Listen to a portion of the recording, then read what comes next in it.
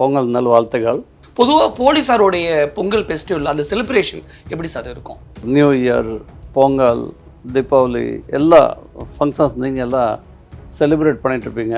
அந்த டைமில் போலீஸ் வீட்டில் இருக்க மாட்டாங்க, அவங்க அங்கே டியூட்டியில் இருப்பாங்க. ஓகே, அது ஒய்ஃப் அப்பா அம்மாலாம் ஹேண்டில் பண்ணிடலாம், பட் குட்டீஸ் எப்படி சார் ஹேண்டில் பண்ணி? அது இருக்கும், அது ஒரு ஃபீல் பண்ணுவாங்க. அந்த ஒரு இன்சிடென்ட் உங்கள்கிட்ட சொல்கிறேன். 12th December செகண்ட் பையங்க பர்த்டே.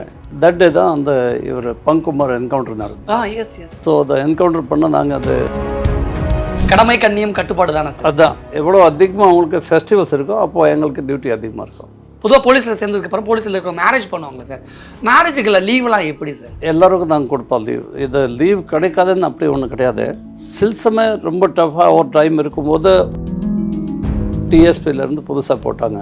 எங்கள்கிட்ட ஒரு 500 போலீஸ் பீப்புள் இருந்தாங்க. அந்த திடீர்னு போஸ்டிங் போட்டாங்க எல்லாரும். அதில் நிறைய பேருக்கு கல்யாணம் ஆன தலை பொங்கல்னு சொன்னாங்க. சில பேர் சொல்கிறாங்க அவங்க ஊர் போகணுன்னு சொல்லிட்டு. ஆனால் அது 500ல் 400 போலீஸ்மேன் அந்த ஏன்னா உங்கள்கிட்ட 6 இன்ஸ்பெக்டர் இருக்காங்க, எங்கே போயிட்டாங்க? நான் லீவ் கொடுத்தா சார். எப்படி நீங்கள் எல்லோரும் 6 பேருக்கு ஒரு டைமில் லீவ் கொடுக்கலாம்? அப்படி பண்ணால் கடைசியில் ஒரு நாங்கதாரி இன்ஸ்பெக்டர் இன்சார்ஜ் போட்டுட்டு அவர் ஒரு கைது பண்ணுவோம். லீவ் கொடுக்குறது ரொம்ப ரெஸ்ட்ரிக்ட் பண்ணால் ஒரு போலீஸ் வேலை ரொம்ப நல்லா நடக்கும். அதெல்லாம் உண்மை கிடையாது. பெரிய போலீஸ் டிபார்ட்மெண்ட்டில் ஒரு மென்டல் பிளாக் இருக்குது சில அதிகாரிகளுக்கு. சில அதிகாரிகள் என்ன பண்ணுவாங்க, எஸ்பிஸ், ஏஎஸ்பிஸ், டிஎஸ்பிஸ் லீவ் கொடுக்கக்கூடாது. யாருக்கு லீவ் கொடுக்கக்கூடாது. இதெல்லாம் நான் சிரிப்பேன் அங்கே. அதை ஏன் நான் ஐ லாஃப் அட் தட். ரோட்டில் ஒரு 10 பேர் போகிறாங்க, ஊர்வலம் போகிறாங்க, பின்னால் 20 போலீஸ் போகிறாங்க. அது அப்படி பாதுகாப்பு போலீஸோட மரியாதை போயிடும். இப்போ போலீஸ் ஆகிட்டா ஃப்ரெண்ட்ஷிப்பை மெயின்டைன் பண்ண முடியாதா? ஃப்ரெண்ட்ஷிப்பே இருக்காதா sir? No no, it is not true. திருநெல்வேலியில் இருக்கும்போது ஒரு மெட்டல் எனக்கு கிடைச்சது. பட் நான் ஒன்றும் அவ்வளோ சீரியஸாக எடுக்கல. பொலிட்டிஷியன் சொல்லி நம்ம எதுவும் கேட்கலாட்டி ட்ரான்ஸ்ஃபர் பண்ணிடுவாங்க சார். நிறைய ட்ரான்ஸ்ஃபர் பார்த்து அது இருக்கும், எல்லோரும் இருக்கிறோம். நாங்களே நிறைய ட்ரான்ஸ்ஃபர் ஃபேஸ் பண்ணியிருக்கோம். அதெல்லாம் இருக்கும்.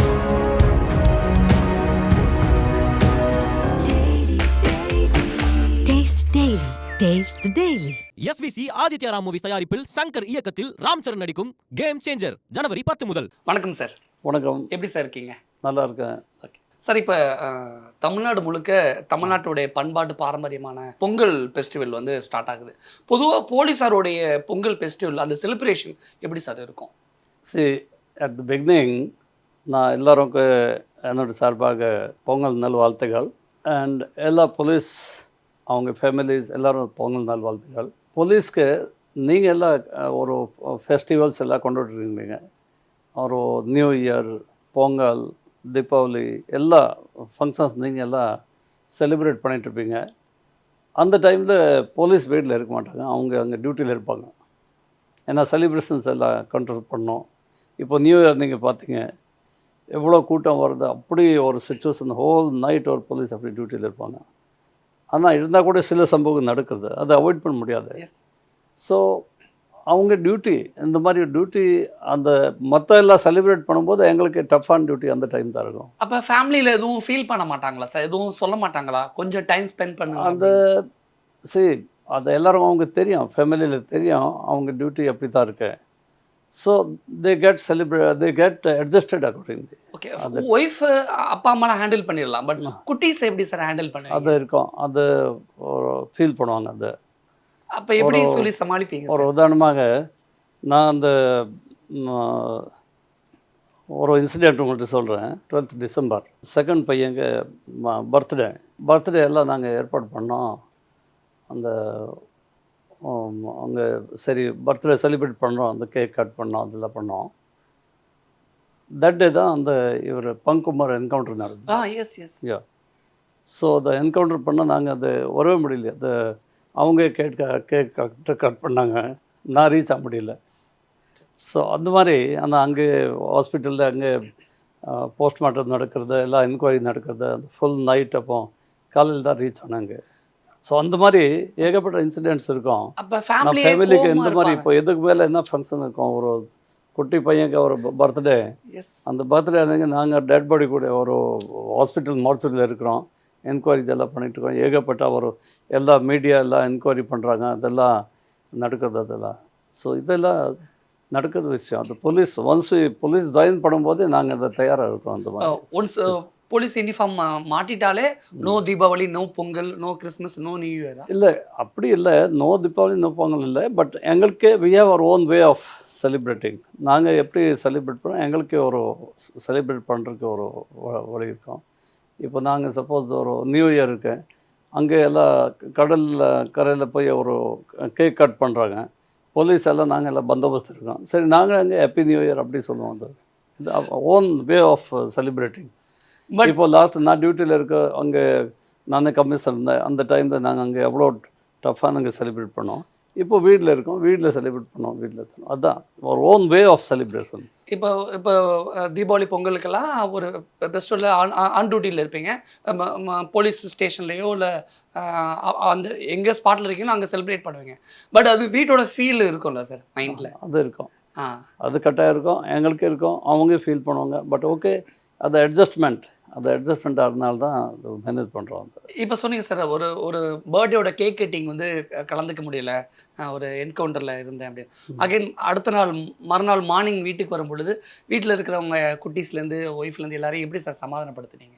அது சுவாரஸ்யமாக இருக்குமா? அது இல்லை, அது ஒன்றும் இல்லை. அவங்க அது அட்ஜஸ்ட்மெண்ட் நான் சொன்னேன் உங்களுக்கு. They get acclimatised. அவங்க அந்த போலீஸ் டியூட்டி அப்படி தான் இருக்கும். So even small children also they get adjusted to that. ஓ, அப்படி தான் டியூட்டி இருக்கும். சரி, ஓகே, வர முடியல, ஓகே தட். நீங்கள் எப்போவுமே கூட இருக்கும்போது எதிர்பார்க்குறாங்க. நீங்கள் ஸ்கூல் போகிறீங்க, நீங்கள் குழந்தைகளெல்லாம் ட்ராப் பண்ணுவீங்க. நாங்கள் எல்லாம் டியூட்டியில் இருக்கும்போது ஸ்கூலுக்கு கூப்பிட்டு போக முடியல. ஸோ அவங்க சரி, okay, they get adjusted, okay, like that. Okay okay.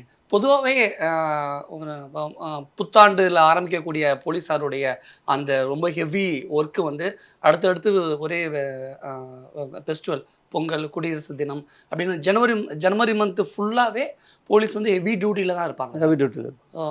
So tired. கடமை கண்ணியம் கட்டுப்பாடு தானே சார்? அதான் உங்களுக்கு எவ்வளோ நான் இருக்கிறத சொல்லியிருக்கேன். உங்களுக்கு எவ்வளோ அதிகமாக உங்களுக்கு ஃபெஸ்டிவல்ஸ் இருக்கோ அப்போது எங்களுக்கு டியூட்டி அதிகமாக இருக்கும். ஓகே. அப்போ எப்போ சார் கொஞ்சம் ரிலாக்ஸாக இருக்கிற மாதிரி ஆன் டியூட்டியில் அல்லது டியூட்டியில் இருக்கும் பொழுது கொஞ்சம் ரிலாக்ஸ்டுக்கான ஒரு மந்த் இருக்குல்ல ஸ்பெசிஃபிக்காக, எந்த மந்தில் கொஞ்சம் ரிலாக்ஸாக இருக்குது? அதை சொல்ல முடியாது மந்த், அதை நாங்கள் முடிவு பண்ண முடியாது. ஓகே. இப்போது அந்த பாக்கி மந்தில் ஒரு உதாரணமாக சப்போஸ் ஜூன் ஜூலையில் நீங்கள் சொல்லுவீங்க, ஓகே, இந்த ஃபெஸ்டிவல் இல்லைன்னு நடக்கும். ஆனால் உங்களுக்கு தெரியுமா, நீங்கள் ஒரு ஃபிகர் பார்த்தா போலீஸ்க்கு மேக்ஸிமம் மர்டர் நடக்கிறது ஜூன் ஜூலையில் தான் நடக்குது. ஏன் நடக்குதுன்னு தெரியல. மேக்ஸிமம்? ஆமாம், எவ்ரி இயர். நீங்கள் ஒரு பேட்டர்ன் பார்த்தா, மர்டர்ஸோட பேட்டர்ன் பார்த்தா, ஓ, நாங்கள் ஒரு 10 வருஷம் நான் ஸ்டடி பண்ணேன். ஓகே. சம்மர்ஸில் தான் மர்டர்ஸ் அதிகமாக நடக்குது, ஏன்னு தெரியல. ஓகே. ஸோ அதை அவங்க அப்படியே மர்டர் நடக்கிறது. அப்போ நாங்கள் அப்படியே டியூட்டி ஒரு டஃப் ஆயிரும். அப்போ அதனால தான் நாங்கள் ஒரு ரிலாக்ஸாக இருக்கோம். அதை நாங்கள் முடிவு பண்ண முடியாது. போலீஸ் டியூட்டியில் இருக்கும்போது அடுத்த ஆள் தான் முடிவு பண்ணணும். ஒரு ஆள் போய் மர்டர் பண்ணிட்டான்னா அந்த அதில் நாங்கள் டியூட்டி. ஸோ அவங்க they decide our whether we will be peaceful or not. நாங்கள் பீஸ்ஃபுல்லாக இருப்போம் இல்லையா, அது மற்ற எல்லாம் டிசைட் பண்ணுவாங்க, நாங்கள் டிசைட் பண்ண முடியல. ஓகே. அது அன்ஃபார்ச்சுனேட். Yes sir. உண்மை. ஓகே. ஆமாம். பொதுவாக போலீஸில் சேர்ந்ததுக்கப்புறம் போலீஸில் இருக்கிற மேரேஜ் பண்ணுவாங்களே சார், மேரேஜுக்குள்ள லீவ்லாம் எப்படி சார்? சரி, லீவ் எல்லாருக்கும் நாங்கள் கொடுப்போம் லீவ். இது லீவ் கிடைக்காதுன்னு அப்படி ஒன்றும் கிடையாது. சில சமயம் ரொம்ப டஃப்பாக ஒரு டைம் இருக்கும்போது ஒரு லீவ் கிடைக்காம இருக்கலாம். பட் அவங்க பர்சனல் ஃபங்க்ஷன்ஸ் இருக்கும். லைக் மேரேஜ் மட்டும் இல்லை, மேரேஜில் கட்டாயம் ஒரு லீவ் கிடைச்சி தான் ஆனோம். பட் இந்த மாதிரி அவங்க ஃபேமிலியில் ஏதாவது ஃபங்க்ஷன்ஸ் இருக்கும், ஃபேமிலியில் ஏதாவது சப்போஸ் மேரேஜ் ஒரு டெத் ஒரு எனிதிங் இருந்தால் அதில் எல்லாருக்கும் லீவ் கொடுத்து செய்வோம். ஓகே. ஒரு உதாரணமாக நான் ஒரு நியூ பேட்டர்ன் ஸ்டார்ட் பண்ணேன். நான் புறநகர் கமிஷனர் இருந்தேன். ஓகே. ஆஃபீஸ். ஆமாம். எஸ். அங்கே நிறைய போலீஸு எங்கள் ஏஆரில் பர்டிகுலர் ஆம்டுஜரில் யங் போலீஸ் பீப்புள் டிஎஸ்பியிலேருந்து புதுசாக போட்டாங்க. எங்கள்கிட்ட ஒரு 500 போலீஸ் பீப்புள் இருந்தாங்க. ஓகே. அந்த திடீர்னு போஸ்டிங் போட்டாங்க எல்லாரும். அதில் நிறைய பேருக்கு கல்யாணம் ஆனது தலை பொங்கல்னு சொன்னாங்க. ஓகே. ஃபர்ஸ்ட் பொங்கல். சில பேர் சொல்கிறாங்க அவங்க ஊர் போனோன்னு சொல்லிட்டு. ஆனால் அது 500ல் 400 போலீஸ்மேன் அந்த திருச்சி, சேலம், கோயம்புத்தூர், திருநெல்வேலி, தூத்துக்குடி, தஞ்சாவூர் அந்த சைடில், அவுட் சைட் சென்னை. ஸோ அது எல்லோரும் நான் கிரிவன்ஸில் போகும்போது பரேடில் எல்லோரும் கேட்டாங்க, சார் எங்களுக்கு லீவ் பண்ண போகிறதுக்கு. சில பேர் கேட்க முடியல, தெரியும் லீவ் கிடைக்காதுன்னு சொல்லிட்டு. அப்போ நாங்கள் என்ன முடிவு பண்ணோம், நாங்கள் சரி ஓகே, நான் ஏஆரில் எத்தனை பஸ்ஸு இருக்கோம். அப்போ நான் என்ன பிளான் பண்ணேன், ஒரு பொங்கல் டைமில் ஹாலிடே இருக்குது, லீவ் இருக்கும். லீவில் ப்ரிசனர் எஸ்கார்ட் இருக்காது, ப்ரிசனர்ஸ் இருக்கும் பாருங்கள். புழல் ஜெயிலில் இருந்த எல்லா ஜெயிலில் எஸ்டேட்டில் இருக்கிறது எல்லாம் எஸ்டேட் மட்டும் இல்லை, இந்தியாவில் Okay. சில இங்கேருந்து எஸ்கார்ட் எடுத்துகிட்டு டெல்லி நார்த் இந்தியா போகன்ட்டுருக்கோம். அந்த மாதிரி பிரிஸ்னர்ஸ் எஸ்கார்ட் இருக்கும். இந்த ஹாலிடேயில் பிரிஸ்னர் எஸ்கார்ட் இல்லை. அப்போ போலீஸ்க்கு எல்லாம் பந்தோபஸ்த் டியூட்டி தான் போடுறோம். இப்போ நான் ஒரு எக்ஸ்பெரிமெண்ட் பண்ணேன். நிறைய பேர் டியூட்டியில் போட்டால் அதில் ஒரு ஒரு கட்டாயம் நம்ம ஒரு கண்ட்ரோல் பண்ண முடியும். இல்லாட்டி ஒரு கம்மி ஸ்ட்ரென்த் போட்டு கூட நல்லா எஃபெக்டிவ் வேலை வாங்கினா கூட கண்ட்ரோல் பண்ண முடியுமான்னு பார்த்தோம். ஸோ நான் 400 போலீஸ்க்கு எல்லாருக்கும் நான் லீவ் கொடுத்துட்டேன். லீவ் மட்டும் இல்லை, 400 எல்லாம் லீவ் கொடுத்தேன். எட் டைம் அதை எப்படி கொடுத்தேன்? லீவ் மட்டும் இல்லை, நான் ஒரு 10 பஸ்ஸு ஏற்பாடு பண்ணேன். இங்கே ஒவ்வொரு பஸ்ஸில் ஒரு 40 பேர் உட்கார வச்சுட்டு, அவங்க யாருக்கு 2 பஸ் கோயம்புத்தூர் போனாங்க, 2 திருநெல்வேலி, 2 திருச்சி, அந்த மாதிரி யார் யார் போனோம். 2 நாள் பஸ் இங்கே இருக்கும். 13th அன்னைக்கு அனுப்புகிறோம். போயிட்டு 13th ஜனவரி போயிட்டு திருப்பி 17th ஜனவரி திருப்பி இங்கே வரணும். பஸ்ஸை எங்கே நிற்கும் அங்கே வந்துட்டு நாங்கள் ஏற்பாடு பண்ணோம். நீங்கள் கேளுங்க, எல்லா போலீஸ் அங்கே டியூட்டியில் இருந்தாங்க, எல்லோரும் கேளுங்க, உண்மையானு கேளுங்க நீங்கள். ஓகே. ஆனால் இந்த சமூகம் நடக்கலை. அப்போ என்ன அர்த்தம்? ஆனால் இருக்கிறது போலீஸ் எல்லோரும் சொன்னோம், நான் நிறைய பேருக்கு லீவு கொடுத்துட்டோம், இன்றைக்கி நல்லா ஸ்ட்ராங்காக வேலை பார்க்கணும், நல்லா இன்ட்ரெஸ்டோட டியூட்டி பார்க்கணும். ஏன்னா இது ஸ்ட்ரென்த் கொஞ்சம் கம்மி ஆயிடுச்சு. ஏன்னா சபர்பன் எங்களுக்கு அது ஒரு குட்டி ஸ்ட்ரென்த், ஒரு அதிகமாக ஸ்ட்ரென்த். டோட்டல் 4000 போலீஸ் தான் அப்போது. டோட்டல் 4,000 ஒரு கொஞ்சம் கேஜுவலிட்டி இருக்கும் அந்த மாதிரி. ஸோ 400 பீப்புள் அப்படியே லீவ் கொடுத்துட்டோம் ஒரே டைமில். அப்போது அந்த கொஞ்சம் நீங்கள் பாக்கியெல்லாம் கொஞ்சம் நல்லா எல்லோரும் நல்லா ஒரு இன்ட்ரெஸ்டோட ரொம்ப நல்லா பார்த்தாங்க. எந்த சம்பவம் நடக்கலை.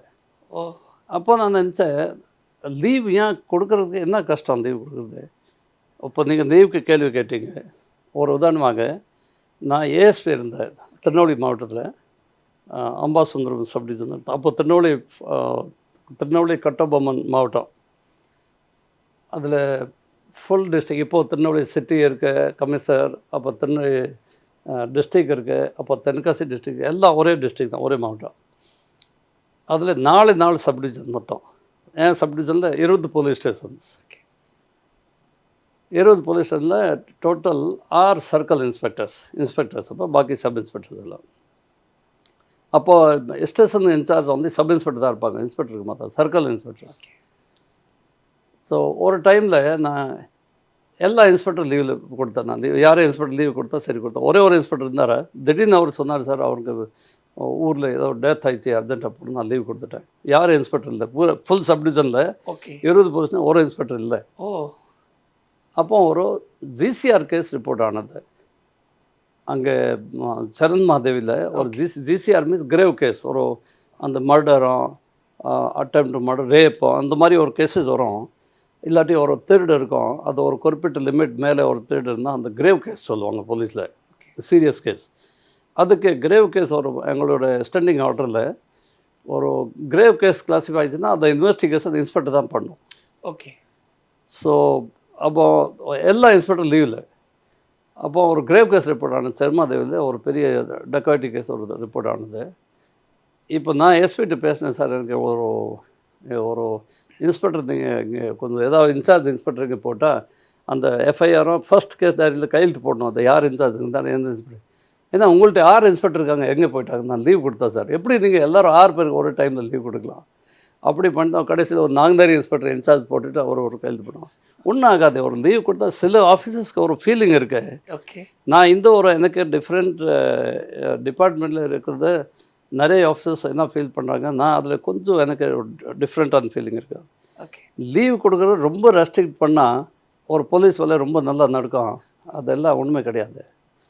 நீங்கள் லீவ் எப்போ தேவைப்படும் லீவ் கொடுத்துருங்க. லீவ் லிமிட் தான் இருக்கும். ஒரு வருஷத்தில் எத்தனை லீவ் போட முடியும்? லீவுக்கு லிமிட் இருக்குது. அதுக்கு மேலே லீவ் போட முடியாது. சரி லீவ் கொடுங்க, இருக்கிறது எக்ஸ்ட்ரா வச்சுட்டு மேனேஜ் பண்ணிக்கலாம். நல்லா இன்ட்ரெஸ்டோட வேலை பார்த்தா நான் மேனேஜ் பண்ணிக்கலாம். இன்னொரு டைம் என்ன, நீங்கள் லீவ் அதை கேள்வி கேட்குறதுனால ஒரு எனக்கு ஞாபகம் வருது. நான் ஐஜி நார்த் ஜோன் இருந்தேன். North zone IG. காஞ்சிபுரம் டிஐஜிக்கு நான் லீவ் கொடுத்தேன்.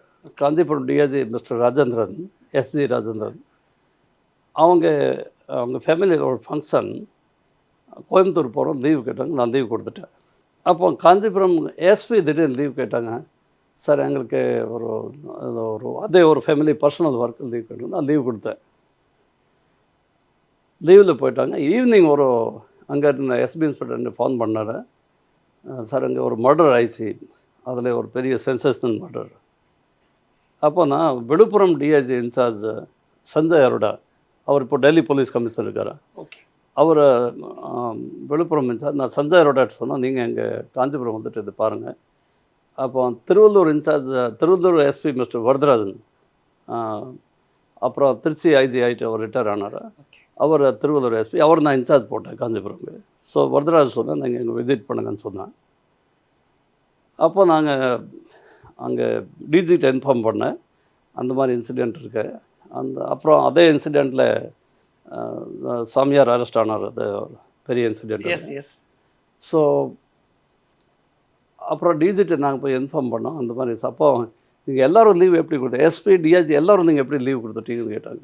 சார் ஒன்றும் ஆகாது, லீவ் கொடுக்குறது ஒன்றும் ஆகாது. அது ஒரு பெரிய போலீஸ் டிபார்ட்மெண்ட்டில் ஒரு மென்டல் பிளாக் இருக்குது சில அதிகாரிகளுக்கு. ஓகே. சில அதிகாரிகள் என்ன பண்ணுவாங்க, எஸ்பிஸ், ஏஎஸ்பிஸ், டிஎஸ்பிஸ் லீவ் கொடுக்கக்கூடாது. யாருக்கு லீவ் கொடுக்கக்கூடாது.